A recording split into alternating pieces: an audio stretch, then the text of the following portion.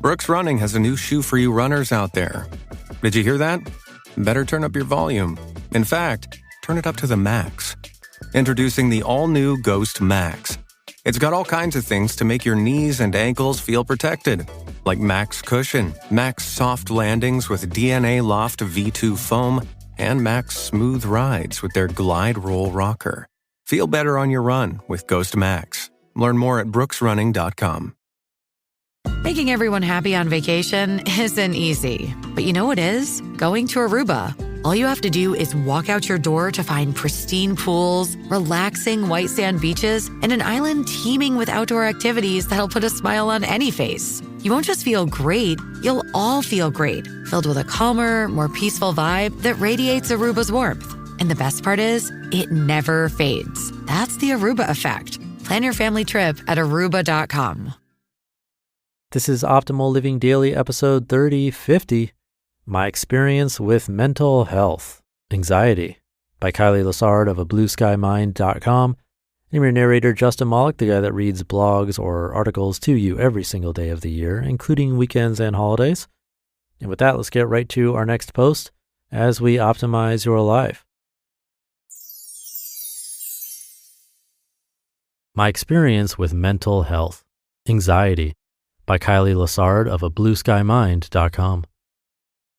It's Mental Health Awareness Month, so each week I'm diving into a different mental health topic that I'm intimately familiar with, starting with anxiety. Anxiety by the numbers. Let's start by painting a picture of the issue in America with data from the Anxiety and Depression Association of America. Number one, anxiety disorders are the most common mental illness in the U.S., affecting 40 million adults, 18% of the population every year. Number two, anxiety develops from a complex set of risk factors, including genetics, brain chemistry, personality, and life events. Number three, it's often linked with depression.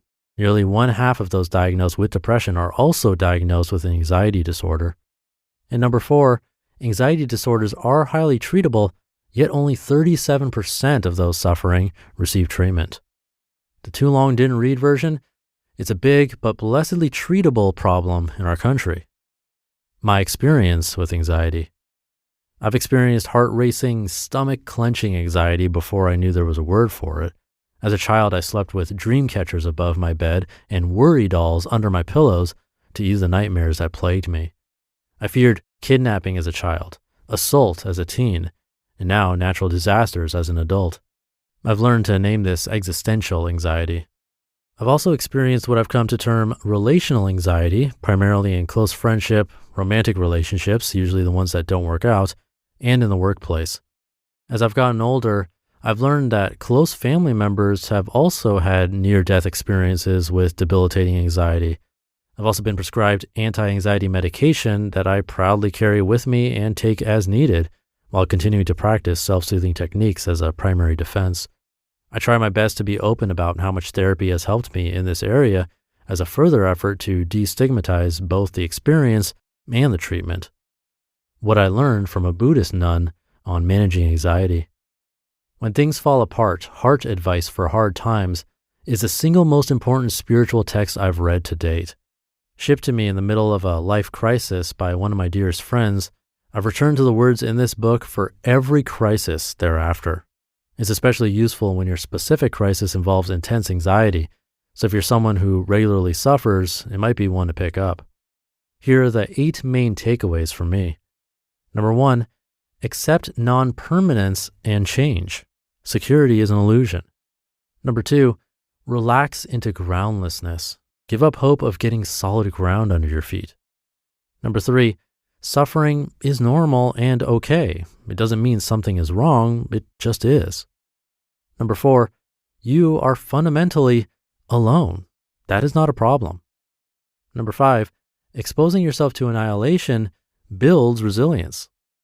Number 6, have fearless compassion for yourself and others. Number 7, open to your thoughts and emotions. Don't close. Notice opinions. Let them go. And number 8, relax and lighten up. Give yourself a break. My tips for managing situational anxiety. I'd love to tell you that I successfully meditate or employ breath work to get through my situational anxiety, but I seem to actually get more in my head that way. Tyler has had powerful success with mindfulness, meditation, and visualizations, etc., while going through a period of anxiety, so definitely don't knock it as an option. It just hasn't been my bag. Of course, I try to breathe, be here now, and not somewhere in the regretful past or scary future. From there, I try to utilize the following strategies. Number 1, write it out. Get all feelings on paper. Investigate with curiosity and kindness. Number 2, indulge in the worst case scenario dispassionately. What resources do you have to recover? Example, your family, skill set, health. Number 3, favor the most likely outcome. Outcomes are usually somewhere between best case and worst case. Plan to land in the middle. Number 4, keep in mind the average attention span. Even if you fail, it will quickly fade from memory. Number 5, talk to yourself.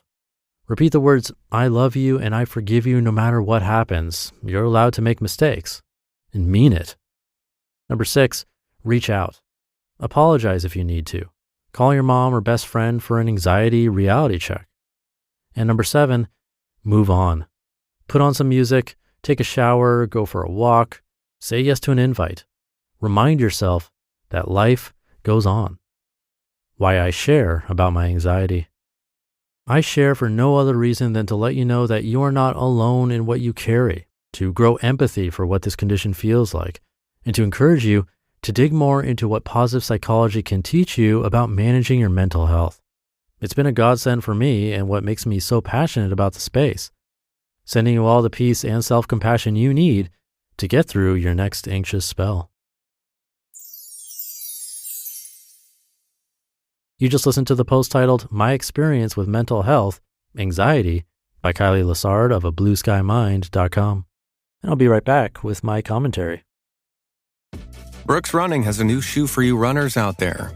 Did you hear that? Better turn up your volume. In fact, turn it up to the max. Introducing the all-new Ghost Max. It's got all kinds of things to make your knees and ankles feel protected, like Max Cushion, Max Soft Landings with DNA Loft V2 foam, and Max Smooth Rides with their Glide Roll Rocker. Feel better on your run with Ghost Max. Learn more at brooksrunning.com.